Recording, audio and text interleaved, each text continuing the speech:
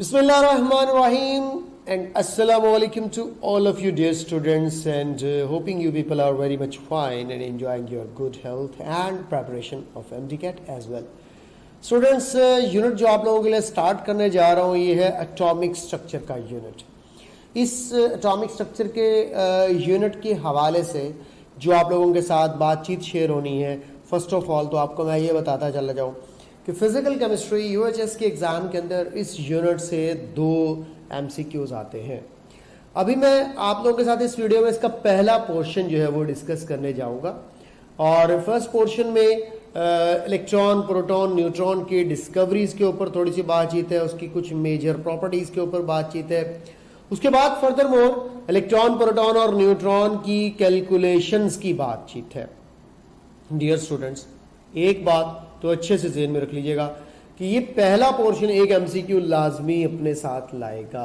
Second portion जैसा कि हम लोगों ने बाद में पढ़ना है उसको लाइक क्वांटम नंबर्स आ जाएंगे, रूल्स ऑफ इलेक्ट्रॉनिक कॉन्फ़िगरेशंस आ जाएंगी, शेप्स आ जाएंगी, एस, पी, डी और एफ सबशेल्स वगैरह। एफ वैसे हमारे सिलेबस में नहीं है लेकिन फिर भी हम लोग एहतियातन उसको चेकआउट कर लेंगे। और उसके अलावा बड़ा इंपॉर्टेंट टॉपिक और इलेक्ट्रॉनिक कॉन्फ़िगरेशन के बाद आता है जिसमें आयनाइजेशन एनर्जी, इलेक्ट्रॉन अफिनिटी और उसकी एक्सेप्शन, स्पेशली एक्सेप्शंस और इसके जनरल ट्रेंड्स वगैरह क्या होंगे। So this is the whole scenario and the whole stuff of this unit atomic structure. Now I am proceeding towards the first portion of this unit. और जैसा कि आप लोगों को पता है एटम के ऊपर जब बात की जाती है तो एटम अभी तक इनविजिबल है, स्टिल इनविजिबल पार्टिकल है। उस एटम के ऊपर ही सारी की सारी ये बातचीत जो है वो चलेगी।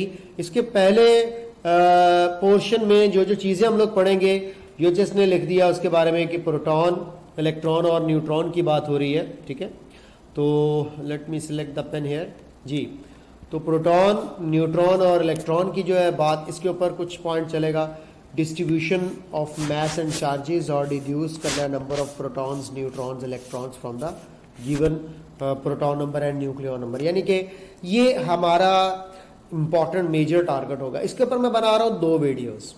फर्स्ट वीडियो में आप लोगों को इलेक्ट्रॉन, प्रोटॉन, न्यूट्रॉन की कुछ प्रॉपर्टीज के ऊपर जो है वो बात बतानी है, ई ओवर एम वैल्यूज वगैरह के ऊपर बात बतानी है एंड देन उसके बाद फिर जो है वो इसकी कैलकुलेशंस के ऊपर जो है वो कुछ ना कुछ बात जो है वो की जाएगी। आई गेस फ्लाई जी, I am having the spray for this species, I don't know where, yes उधर पड़ा हुआ। चले अगर दोबारा आती है तो फिर हम इसके साथ निमट लेंगे। बिल्कुल आप लोगों जैसी है, ये भी तंग करती है बहुत ज़्यादा। खैर, तो अब स्टार्ट करता हूँ मैं आप लोगों के साथ सेकंड पोर्शन में शेप्स ऑफ इलेक्ट्रॉनिक कॉन्फ़िगरेशन। ये मैं आपको बता चुका हूँ, ये ऑफ कोर्स मेरे नेक्स्ट वीडियोस का पार्ट होगा। आइए ज़रा स्टार्ट करते हैं कुछ इंपॉर्टेंट चीज़ों से, यानी कि अगर मैं एटॉमिक स्ट्रक्चर पढ़ाने लगा हूँ तो मैं क्या क्या चीज़ें आप लोगों के साथ डिस्कस करूँगा। पहले आपको पता है कि एक बात तो ये बिलीव की जाती थी कि एटम इनविजिबल है। इवन कि एटम का जो नेम है एटमॉस वो ड्राइव किया गया है ग्रीक वर्ड जिसका मीनिंग है इनडिविजिबल। लेकिन आपको पता है कि एटम फर्दर डिवाइड किया गया, इसका मतलब एटम का नाम ही गलत रखा गया। एटम का नेम एटमॉस का मीनिंग है इनडिविजिबल। एटम इज डिविजिबल क्योंकि एटम के अंदर फर्दर सब atomic particles of course discover हुए एंड मोर देन 100 सब एटॉमिक पार्टिकल्स डिस्कवर हुए। तो डिफरेंट एक्सपेरिमेंट्स परफॉर्म किए गए, साइंटिस्ट ने प्रूव किया कि atom made up of more than 100 सब एटॉमिक पार्टिकल्स। अब यहाँ पे कुछ पॉइंट्स आते हैं कि divisibility of atom is attributed to, ये बड़ा इंपॉर्टेंट क्वेश्चन है कि एटम की डिविजिबिलिटी का सेहरा किसको देना चाहिए, क्रेडिट किसको देना चाहिए। तो अब देखें, हम लोग ये कहना चाह रहे हैं कि first of all divide the atom. Atom को सबसे पहले डिवाइड करने का मतलब जानते हो आप क्या है जी? एटम को सबसे पहले डिवाइड करने का मतलब उसमें सबसे पहला सब एटॉमिक पार्टिकल डिस्कवर करना। जैसा कि आप लोग थोड़ी देर तक पढ़ेंगे कि विलियम क्रुक्स ने कैथोड रेस को गैस डिस्चार्ज ट्यूब अपरेटस के थ्रू जब डिस्कवर किया तो जे थॉमसन ने ई ओवर एम वैल्यू की मदद से फाइनलाइज किया कि yes, these cathode rays are actually electrons and they are coming out from the atoms। तो याद रख लीजिएगा डिविजिबिलिटी ऑफ एटम एट्रीब्यूटेड, तो अगर आप लोगों से पूछे तो आपका आंसर होना चाहिए J Thomson, Junaid Jamshed Thomson नहीं, जे थॉमसन, जे थॉमसन। इसने फाइनलाइज किया था, और मैं लिख देता हूँ बाय डिस्कवरिंग इलेक्ट्रॉन, क्योंकि इसने कैथोड रेज को इलेक्ट्रॉन का नाम दिया था, बाय डिस्कवरिंग इलेक्ट्रॉन्स। तो आपसे कोई कहे कि सबसे पहला सब एटॉमिक पार्टिकल किसने डिस्कवर किया था, तो आप लोगों का आंसर जे थॉमसन होना चाहिए। ये बात अच्छे तरीके से याद रखिएगा। हाँ, कैथोड रेज की डिस्कवरी जो है वो विलियम क्रुक्स की है। ये अभी थोड़ी देर बाद मैं आपको डिस्चार्ज ट्यूब ऑपरेटर्स में भी सारी बातें बता दूंगा। तो एटम की डिविजिबिलिटी का क्रेडिट किसको जा रहा है, जे थॉमसन को। रीज़न क्या बता रहा हूँ, डिस्कवरी ऑफ इलेक्ट्रॉन जो है by using gas discharge tube operators and then finalizing their E over M values, and on the basis of E over M value इसने कैथोड रेज को electron कहा था। सारी बातें अभी आपसे होती हैं। स्मॉलेस्ट सब एटॉमिक पार्टिकल कौन सा है और लार्जेस्ट सब एटॉमिक पार्टिकल कौन सा, और अगर आपसे कहे कि smallest fundamental sub atomic particles कौन सा है, तो ये सारे के सारे जो है आप लोगों ने पॉइंट्स याद रखेंगे। फंडामेंटल सब एटॉमिक पार्टिकल,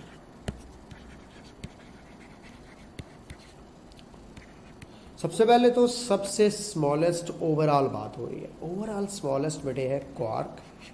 ये आपकी केमिस्ट्री की बुक चैप्टर 3 के अंदर प्लाज्मा के अंदर लिखा हुआ है स्मॉलेस्ट क्वार्क। लार्जेस्ट ओवरऑल देखा जाए मैथ वाइज तो वो न्यूट्रॉन बनता है, ठीक है। फंडामेंटल पार्टिकल्स आपको पता है कि 3 है, जिसमें आते हैं इलेक्ट्रॉन, प्रोटॉन एंड न्यूट्रॉन।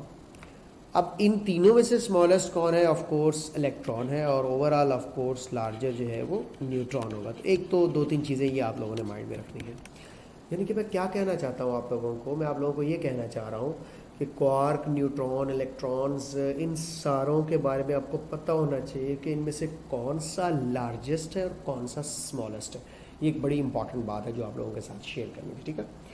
इस थोड़ी सी इन्फॉर्मेशन को शेयर करने के बाद इस तरह के क्वेश्चंस अगर आप लोगों से, अब आपसे कोई कहे कि कौन कौन से पार्टिकल्स न्यूक्लियस के अंदर होते हैं, कौन कौन से न्यूक्लियस से बाहर होते हैं, न्यूक्लियस से बाहर जनाब इलेक्ट्रॉन्स होते हैं, और most of the fundamental sub atomic, most of the particles, sub atomic particles are inside the nucleus. ये भी पॉइंट याद रख लीजिएगा, क्योंकि वो पूछा जा सकता है। मोस्ट ऑफ सब atomic particles are inside nucleus. Most of subatomic particles inside nucleus.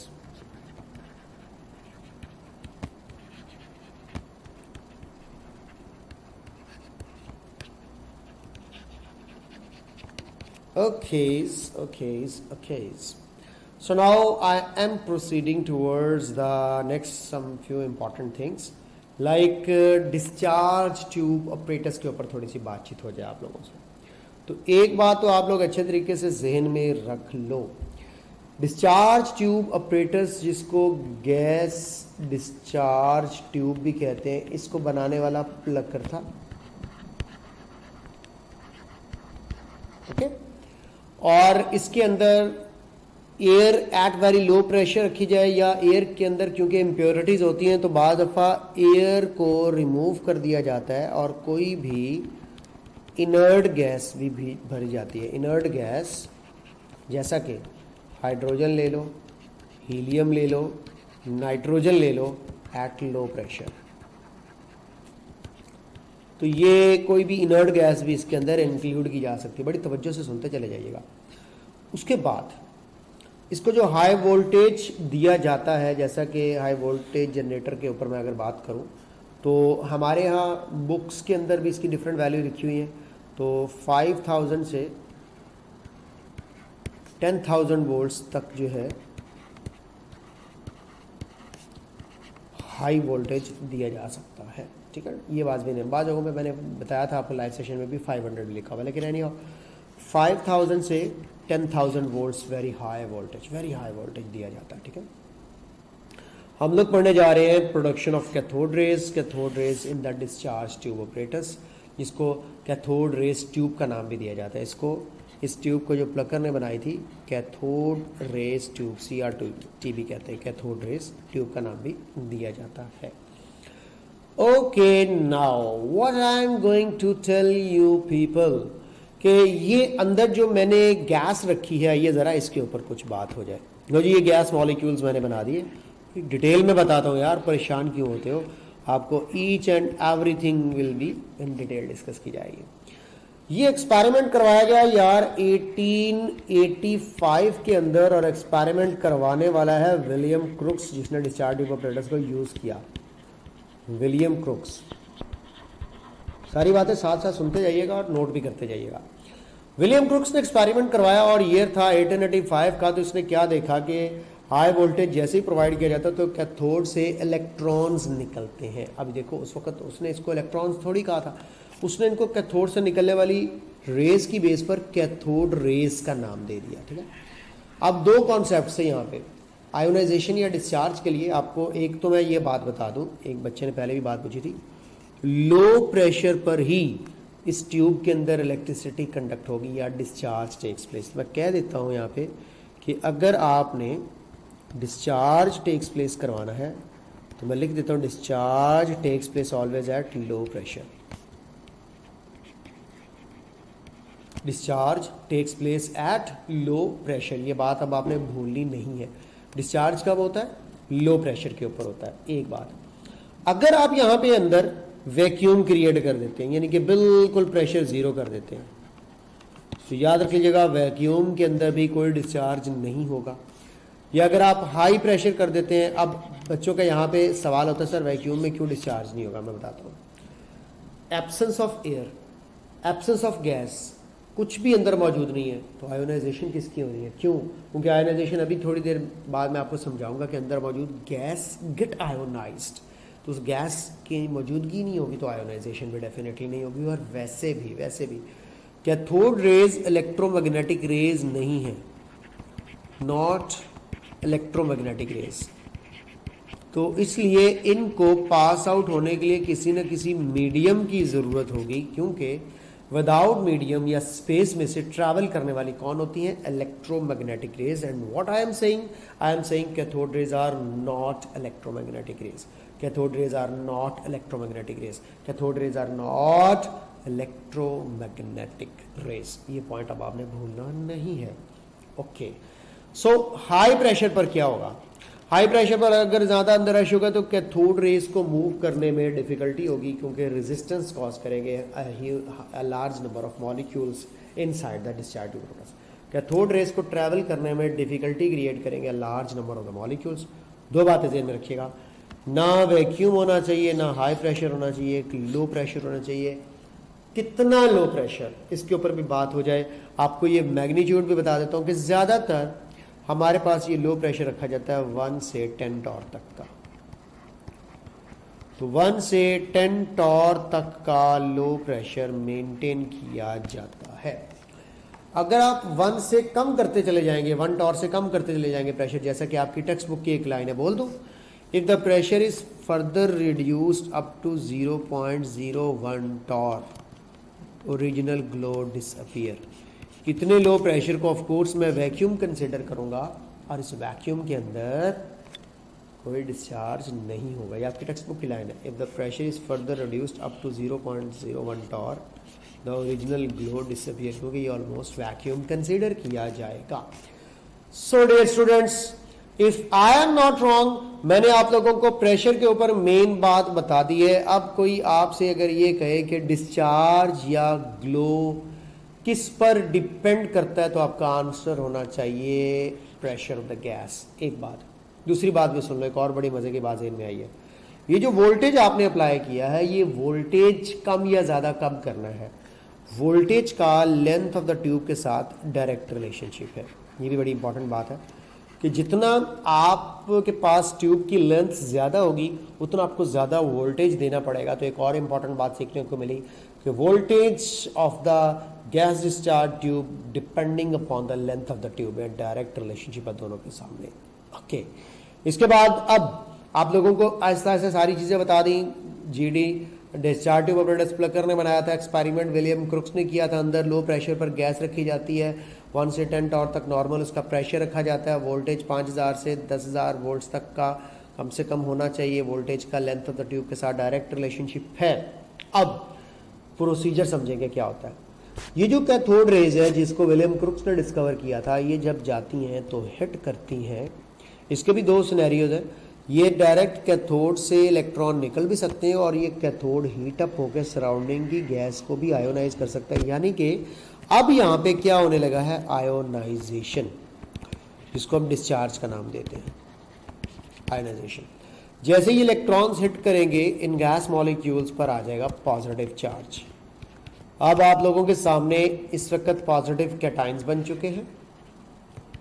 In cations को डिस्कवर करके ऑब्जर्व करने वाला, देखो ना विलियम क्रोक्स को ये नजर नहीं आए, इन कैटाइंस को ऑब्जर्व करने वाला था गोल्डस्टीन, याद रख लीजिएगा। किसने डिस्कवर किया था? Goldstein, and the year was 1886, ठीक है, एक साल के बाद। तो ये कैटाइंस को उसने पॉजिटिव रेस का नाम दिया, पॉजिटिव रेस का नाम दिया। इनको कैनाल रेज भी कहा जाता है। वो क्यों कहा जाता है उसके ऊपर भी अभी बात कर देते हैं। कैनाल रेज भी कहा जाता है।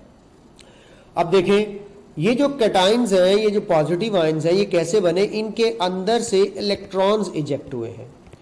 यानी कि गैस जो है जब आयोनाइज हो जाती है तो गैस का जो पीछे बचने वाला मॉलिक्यूल होता है वो अब मॉलिक्यूल नहीं होता, बल्कि वो क्या होता है, वो एक कैटाइन होता है।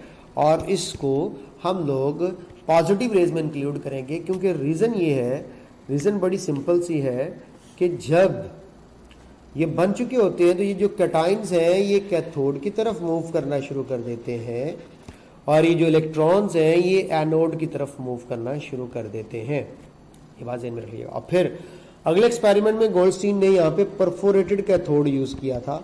तो उसने देखा था कि ये जो कैटाइंस थे ये इन परफोरेशंस में से गुजर गए, ये कैनाल्स में से गुजर गए, ये इन चैनल्स में से गुजर गए, जिसकी वजह से इनको कैनाल रेस का नाम दिया गया।